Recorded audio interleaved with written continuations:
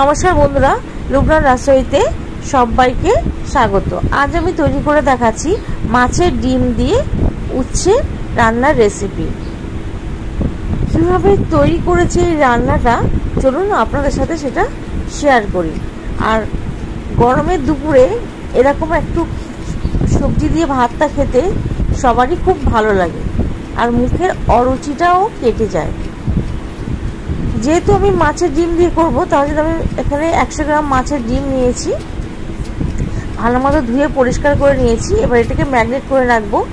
দিয়ে দিলাম সামান্য পরিমাণে হলুদ গুঁড়ো, পরিমাণ মতো লবণ, আর একটু পাতিলেবুর রস। পাতিলেবুর রসটা দিয়েছি কারণে মাছের মধ্যে একটু আঁশটে গন্ধ থাকে, পাতিলেবুর রসটা দিলে আঁশটে গন্ধটা চলে যায়। আমি এটা কিছুক্ষণের জন্য ম্যারিনেট করে রেখে দেব, 10 মিনিট মতো। এদিকে গ্যাসের মধ্যে আমি এটা কড়াই বসিয়ে খুব ভালো মতো গরম করে নিয়েছি। তাতে দিয়ে দিলাম সর্ষের তেল 2 চামচ।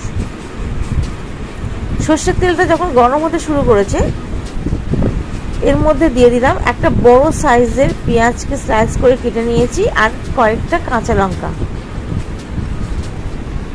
মাঝখান থেকে চিড়ে নিয়েছি। তেলের মধ্যে আমি কাঁচা লঙ্কা আর পেঁয়াজগুলোকে দিয়ে দিলাম। কিছুক্ষণ নাড়াচাড়া করে যখন পেঁয়াজটা একটু নরম হতে শুরু করছে, তার মধ্যে এবার দিয়ে দিলাম ম্যারিনেট করে রাখা মাছের ডিম।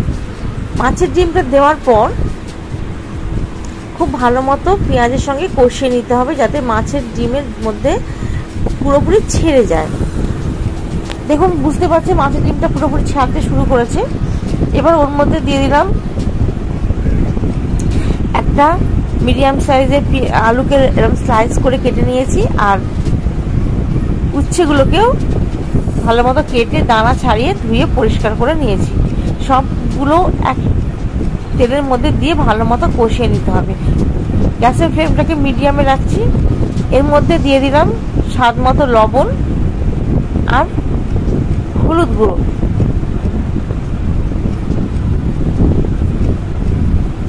এই দুটো উপকরণ দেওয়ার পর ভালো মতো কষিয়ে নিচ্ছি। দেখুন, সবজি থেকে জল ছাড়তে শুরু করে দিয়েছে, সবজির মধ্যে যে নিজস্ব জলটা থাকে সেটা ছাড়তে শুরু করে দিয়েছে। এবার দিয়ে দিলাম ওতে আদা রসুন পেস্ট।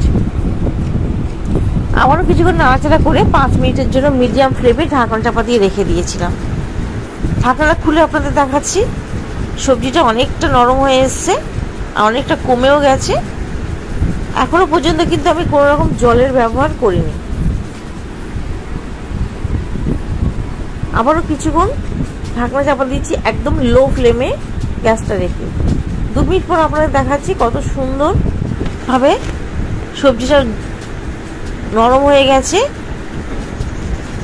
খুব ভালো মতো কষানো হয়ে গেছে। যতক্ষণ আলাদা কোনো জল না দিয়ে কষানো যায়, সবজির স্বাদটা বেরিয়ে যায়।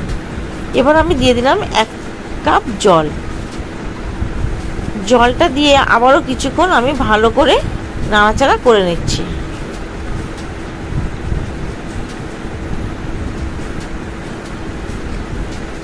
ভালো করে জলটা দিয়ে সবজির সঙ্গে মিশিয়ে আমি মিডিয়াম ফ্লেমে গ্যাসটাকে রেখে কিছুক্ষণের জন্য ঢাকনা চাপা দিয়ে দেবো। এবার তার আগে দিয়ে দিলাম 1/2 চামচ জিরের গুঁড়ো।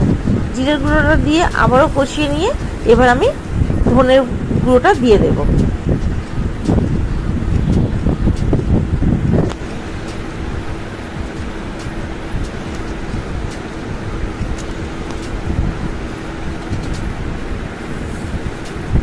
দেখুন কত সুন্দরভাবে আমি কষিয়ে নিচ্ছি।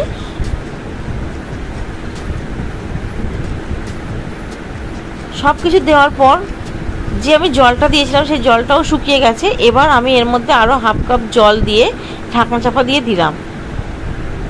5 মিনিট পর আপনাদের ঢাকনা খুলে দেখাচ্ছি। একদম আমার রান্নাটা রেডি হয়ে গেছে। বুঝতেই পারছেন সবজিটা কতটা কমে গেছে, আর হালকা জল আছে, তার জন্য আরও কিছুক্ষণ ঢাকনা চাপা দিয়ে দিয়েছি। ঢাকনাটা খুলে দেখাচ্ছি, জলটা পুরো শুকিয়ে গেছে। এবার আমি কিছুক্ষণ হাই ফ্লেমে কষিয়ে নিয়ে গ্যাসের ফ্লেমটাকে বন্ধ করে স্ট্যান্ডিং টাইমে রাখার পর আপনাদেরকে সার্ভ করে দেখাচ্ছি। তার আগে বলে দিই, যদি আমার এই রান্নাটা ভালো লেগে থাকে অবশ্যই আমার চ্যানেলকে সাবস্ক্রাইব করার অনুরোধ রইল। পাশে থাকা বেল আইকনটি প্রেস করবেন নিত্য নতুন রেসিপি সবার আগে আপনাদের কাছে নোটিফিকেশান পৌঁছে যাওয়ার জন্য। আর লাইক, কমেন্ট এবং শেয়ার করবেন। এবার একটা পাকা লঙ্কা দিয়ে আপনাদেরকে সার্ভ করে দেখাচ্ছি। দেখুন কতটা সুন্দর হয়েছে, দেখতেও যেমন সুন্দর, খেতেও সেরকম অপূর্ব। আমার এই ভিডিওটি প্রথম থেকে শেষ পর্যন্ত দেখার জন্য ধন্যবাদ।